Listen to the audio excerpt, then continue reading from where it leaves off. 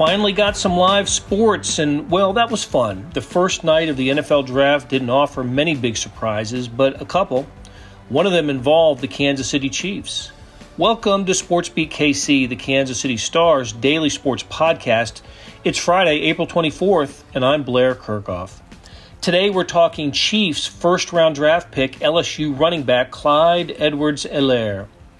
To say we were expecting the Chiefs to take a running back with the number 32 overall pick is, well, let's just say star columnist Sam Mellinger and I addressed the topic of the Chiefs taking a running back right off the bat in our Zoom chat that started moments before the selection was made. And now I'd like to say we were on top of this, predicting the Chiefs would take a running back, but you'll hear from our conversation we were anything but on top of it. After a break, you'll hear what reporters who cover the Chiefs had to say late last night, a video conference with Chiefs general manager Brett Veach, and a few minutes with the selection, Clyde Edwards-Helaire. But first, here's the conversation Sam and I had a few minutes before the Chiefs made the pick and our reaction to the selection. Sam, earlier, Vahe and I, and you were part of a discussion about running backs just aren't popular players taking that position. Is not popular in the first round of the draft much anymore. I really don't see the Chiefs going there. You don't see running back here, do you? No, they get better. You know what I mean? Like, they are just, we've been saying this for weeks. Like, they did such a good job with this offseason, putting themselves in a position where they don't have to draft a certain position. And I think they'd get better at running back, but the way I look at it, they're going to score 1 million points next year, no matter who their running back is. I think there's a lot of defensive backs. Antoine Winfield Jr. is the one that keeps popping out at me, but there's a lot of guys. McKinney, the kid from Alabama. There's a lot of ways that they could go on this. Yeah, I think safety, an athletic safety, a safety with a little bit of motor, a little bit of speed, and if it's between those two, McKinney and Winfield, Winfield's got a little bit better speed. Doesn't have the classic height, but I can see favoring Winfield over McKinney. There's Brett Veach and Andy Reid on the screen. I see where Andy went with a dark Hawaiian shirt tonight. Nice call for Andy Reid.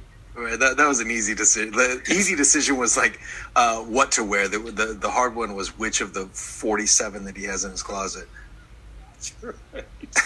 But yeah, I mean, the other thing I like about Winfield is just the versatility. And I know McKinney can do different things too, but I just like that. It's just like Winfield's. He may even just be a slot guy. You know what I mean? But he can do both those things. Again, I think I said this earlier when I came on your fine Facebook program here. But he seems like a little bit better version of Kendall Fuller. Yeah, for sure. Also, not selected so far is a Wisconsin linebacker named Zach Baum. Zach Baum, thank you very much. Who was the choice of Herbie Teope not once but twice in the Chiefs mock draft over the last couple of weeks. I think that second time is just for emphasis. I said, no, I really mean it this time. Right, that's a statement. Yeah, no, he's great too. I mean, there was just like a little brief, like kind of 45-second period here. Was like, is Patrick Queen, is that really gonna happen? And there probably wasn't any way he was getting past 28. But Bond can do some of the same thing. You know, he's got some range, he's got some speed, he's got some athleticism. Whenever he gets picked, they're going to say immediately that he was a high school quarterback and got moved outside. But like he's, that's what I guess that's what I keep coming back to. There's been years where like the Chiefs have to take offensive line, they have to take defensive line, whatever. They're just in a really good spot now. They can go wherever they need. That's not video poker on Andy's screen, is it? It's like a lot of inputs or something on there. Yeah, there you go. Okay.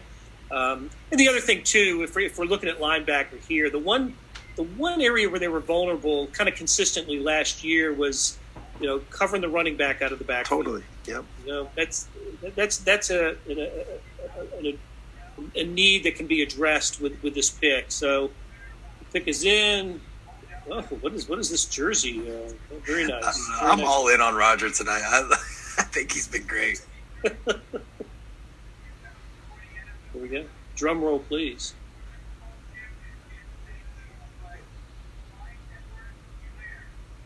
Oh, wow. Oh, they went running back. and not the guy that I thought. I thought DeAndre Swift was a better fit. Clyde Edwards-Helaire from LSU. Wow. He's a good player. This does surprise me. He's a good player, but I thought Swift was the if they're going to go that position, I thought Swift has, he's a really good fit too. He's shifty, good out of the backfield. But I like Jonathan Taylor a little bit. I was just a little concerned that he was worn out in college. He was over 2,000 yards twice in Wisconsin. Yeah. But how about that? Not only the position we didn't think, but the player we didn't think at that position. Right. We're all over this one. He is tough. I mean, if you watch any of these LSU games, Burrow kind of steals the show, right? But he is tough, and he can do a lot. He doesn't wow you with speed or anything, but he can catch the ball. He can break tackles. Not afraid of contact. Can run inside and outside. I mean, he's got some skills. There's no doubt about it. Here's my breakdown of Clyde Edwards-Helaire from Baton Rouge, 5'7", 207, runs a 4.6 40, all SEC in 2019, 1,450 yards, 16 touchdowns. That offense was ridiculous. Yeah. How about this? 55 receptions, is a kick returner. This stood out to me. Excellent ball security. That's something that is something very important to Andy Reid. Yeah. 36% of his carries went for first downs or touchdowns in 2019. That's pretty good. I mean, the question would be, right, like how much of that is him, how much of that is the offense, not just the quarterback, but the line and everything around it. But this is a good highlight package. This is a good, kind of illustration of what he can do, because it's you look at him, he's I don't know what they list him at. He's short. I mean, he's 5'7", 5'8", yeah. But he's good between the tackles, which you don't always expect from a little guy like that. But he's good between the tackles of again, just with toughness, can break through some guys. But he's also got some shift. Like once he gets past the defensive line and gets to the linebackers, he can break those tackles too, or miss those tackles too. I should say. Another LSU running back for the Chiefs. That's right. They do love them some LSU. Had a run on them for a while. So yeah, I'm a little surprised by that. So yeah.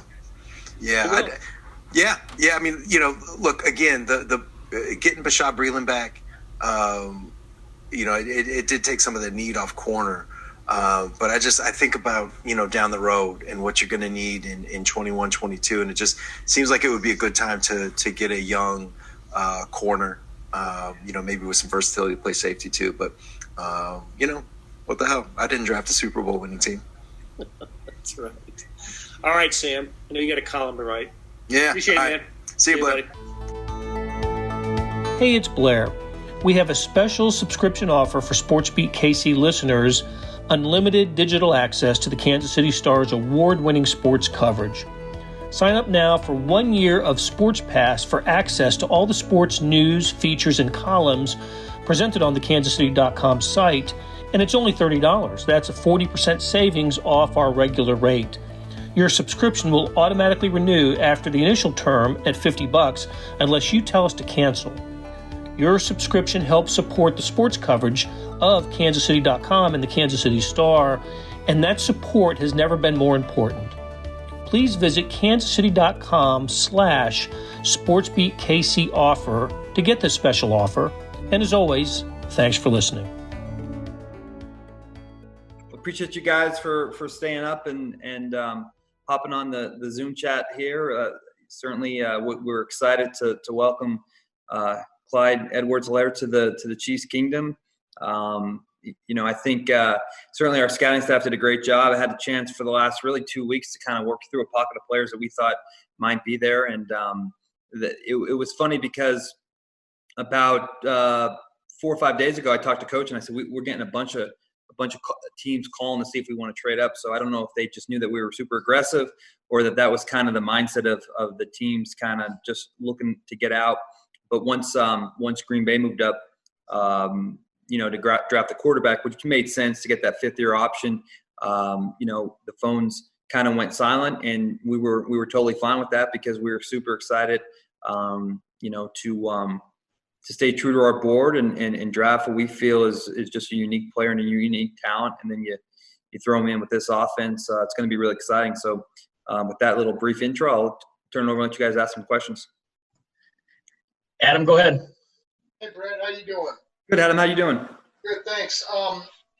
What do you like about Edwards-Helaire as opposed to, say, DeAndre Swift, Jonathan Taylor? Can you sort of say what made him stand out among those other two? And was it not a difficult separation for you? Well, yeah, I mean, those guys, all three of those guys are really good players. The kid, just his interior running ability, the vision and the instincts are rare and unique. I mean, the guy has the ability to kind of play the game in slow motion, lateral agility, vision, his ability to start and stop and redirect his hands out of the backfield. Some of those guys you mentioned, they have all, some guys have the one trait, some guy has the other trait. We felt like he kind of had all those traits. About 3 or 4 weeks ago, when we were kind of just working through the wave of this process, once we get to a point, I kind of give Coach a couple guys to take a peek on. And I told Coach, I said, wait do you finish up your work on Clyde Edwards-Helaire? He's going to remind you of Brian Westbrook. And Coach called me back. He said, he's better than Brian. So, and that's no slight to Brian, because got a chance to play against him firsthand at Delaware, and he was a Ring of Fame honor player in Philadelphia. So he's a unique talent. The guy is explosive. He has the ability to kind of make stuff out of nothing. And that's, I think, the one thing you look at with these running backs. I mean, this guy can consistently make plays when there really is nothing there to be made. So again, throwing him now with Tyreek and Sammy and Travis and Damian Williams in the backfield, and McCall on the outside, we think it'll be really exciting. Nate Taylor. Hey, Brett, thanks for doing this. My question is, you talked with Clyde at the Combine. Just what did you feel like you learned about the person, as well as you were trying to get through the prospects of seeing what he did on tape throughout the course of his college career? Yeah, we spent a lot of time with him there. Our scouts that went in there, Mike Bradway, Willie Davis, the coaches just rave about the kid. All business, loves the game, loves to work, loves to compete, picks up the game quickly, very high football IQ. He's going to come in right away and pick up this offense quickly. I always worry about with the complexities of our offense, about just how long it'll take guys, where the coaches feel comfortable. But everyone that you talk to at LSU, they rave about his football character and his football IQ, and then you throw in the talent that he has with that. We think he can come in right away and be a big factor in this offense. Go ahead, Herbie. Hey, Brett, how are you, man? Hey, Herbie, how you doing?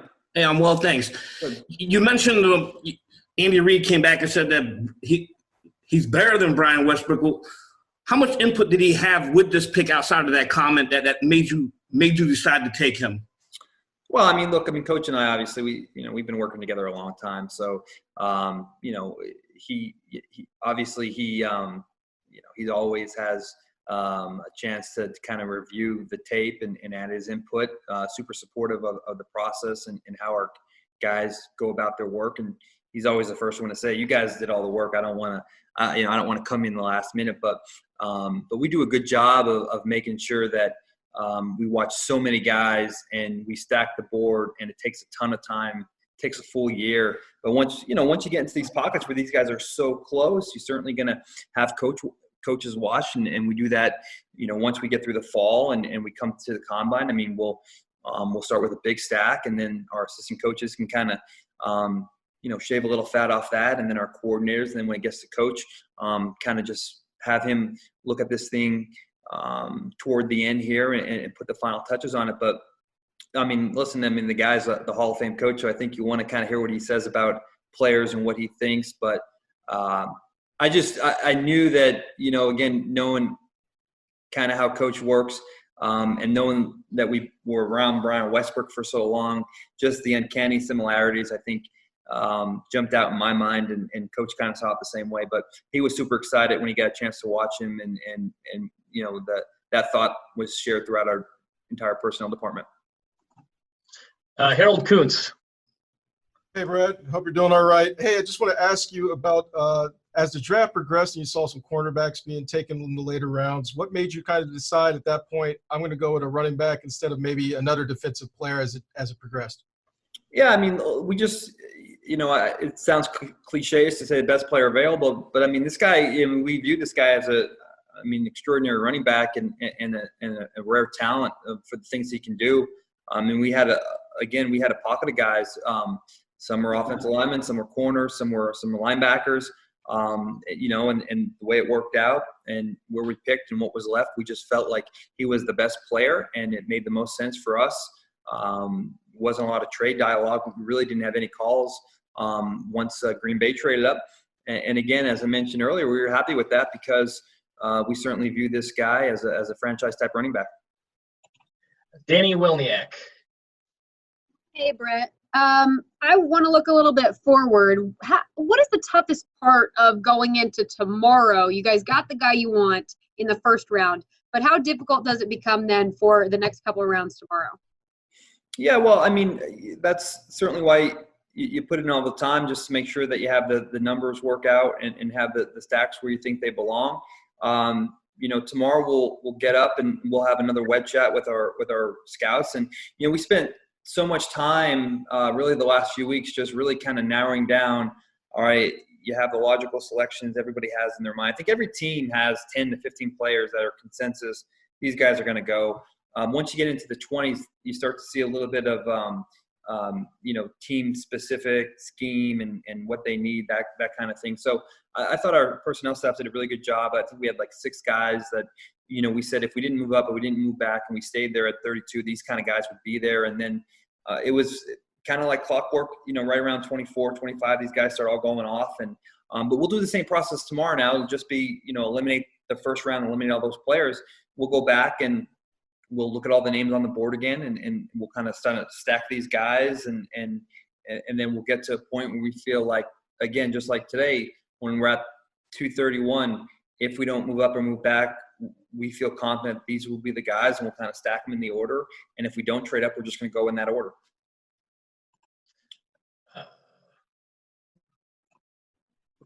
Matt Derrick. Hey, Brett. Thanks for your time as always. Hey, Mike.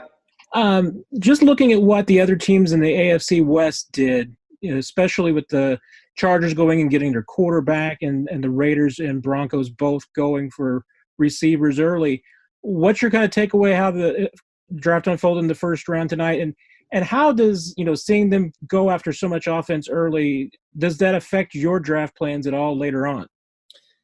I don't know if it really affects, our draft plan, because I think we stick to just wanting to work on our team and our roster. And I think, having obviously the opportunity to win a Super Bowl, I don't think we're competing against any one team. We're competing against all 31 teams. So we got to continue to identify weaknesses and find really good players that we know are going to come in and play right away. We want these guys to, we don't want that learning curve to be so steep. Clyde was a guy, high football IQ, high football character, dynamic playmaker, can step in right away and have him under contract for 5 years. So I think we just always internalize this process, and we just look for ways to make our team better. And we know that if we continue to make our roster better, then the wins will take care of themselves on Sunday.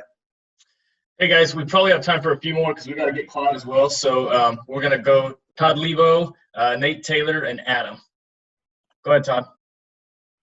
Yeah, Brett, a little bit about what Matt was kind of asking there about the West. A lot of quarterback with the Chargers. They haven't drafted a quarterback in a long time, and a couple of speed wide receivers with the Raiders and the Broncos there early. Just what are your thoughts about what else happened in the division?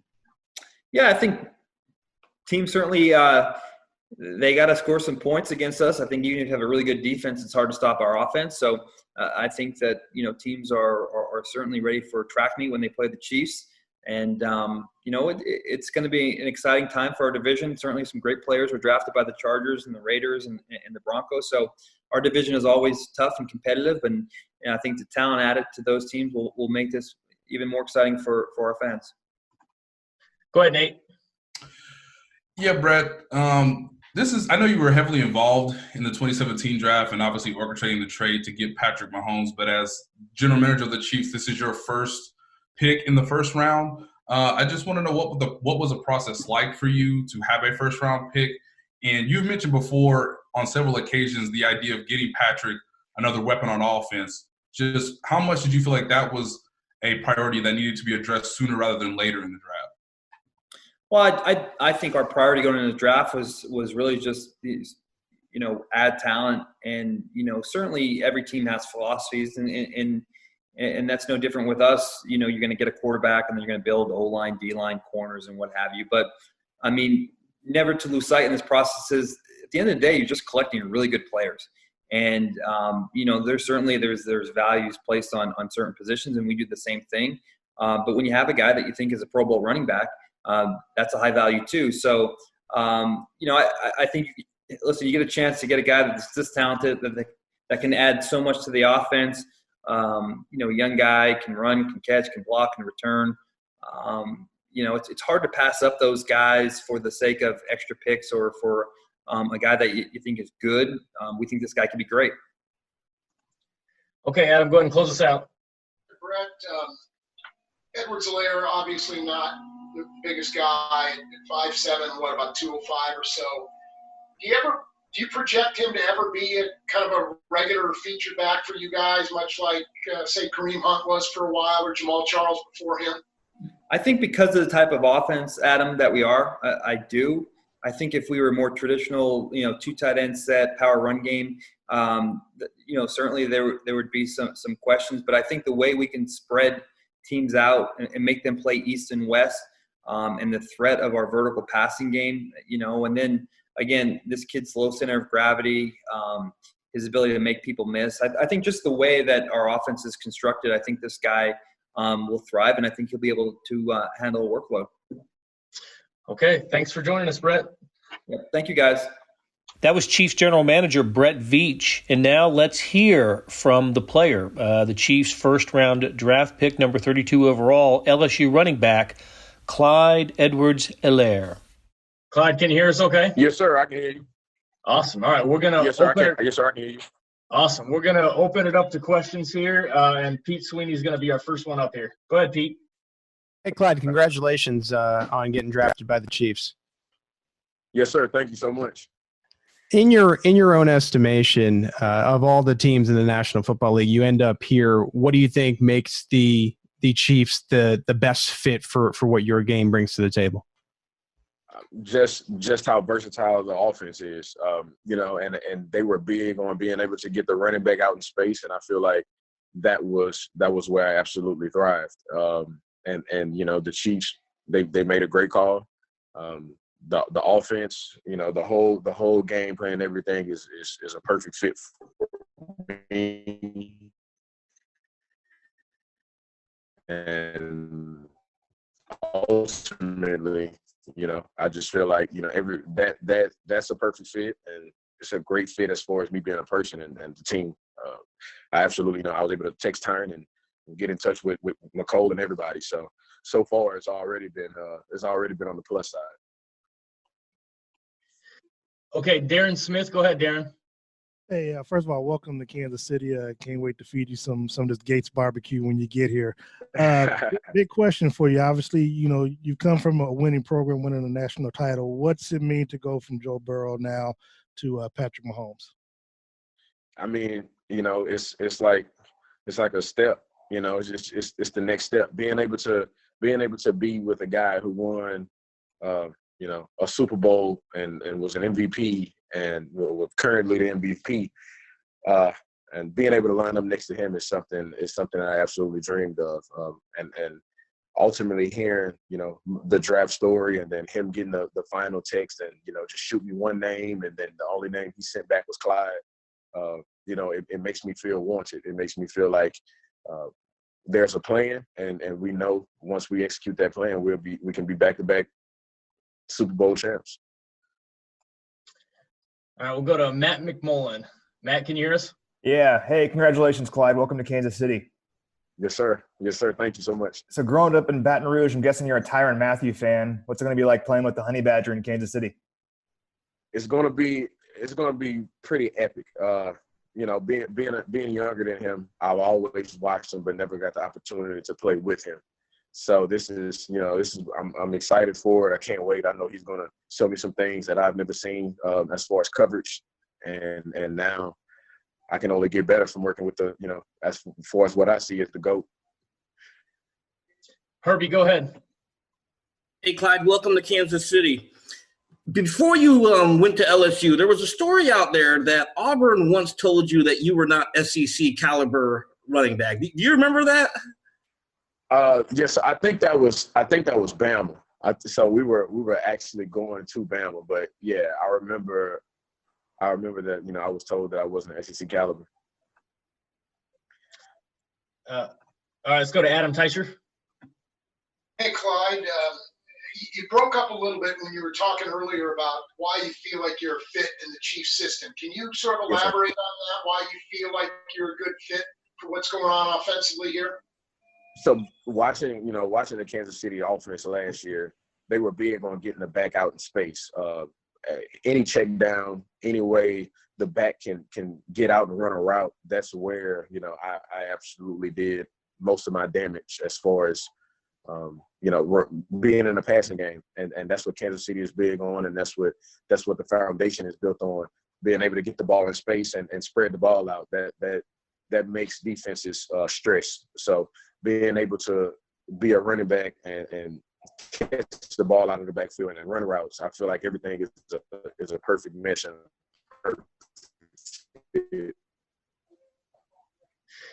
All right, guys, we got time for a couple more here. Let's go with Matt Derrick. Hey, Clyde, welcome to Kansas City. There's been quite a few LSU running backs that have come through Kansas City the last few years, and I think you're pretty close to Darrell Williams. What kind of influence has Darrell had on you, and what is it about LSU that makes it such a great place for running backs that want to go to the NFL? Growing up, I was coming in under Darrell in the LSU's running back room. So initially when I came in, Darrell kind of took me under his wing along with Darius Geis, but Darrell was the person that made me understand playbooks and everything more. I mean, I was a 17-year-old kid, just turned 17, and Darrell was trying to teach me all these things as far as a college offense. And ultimately I had to learn, 3 different offenses, but Darrell was always there, when I was learning the first time. So Darrell's a mentor for me. As soon as my name came across the screen, Darrell was the first person that, the first number that came across my screen. So ultimately, I mean, he's a big brother to me, and being a running back at LSU just means more than just saying it.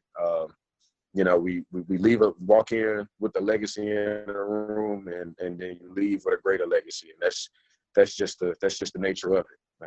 Everybody comes in and compete, and that's the same way at Kansas City. So I can't wait to compete. All right, Nate Taylor, why don't you close us out?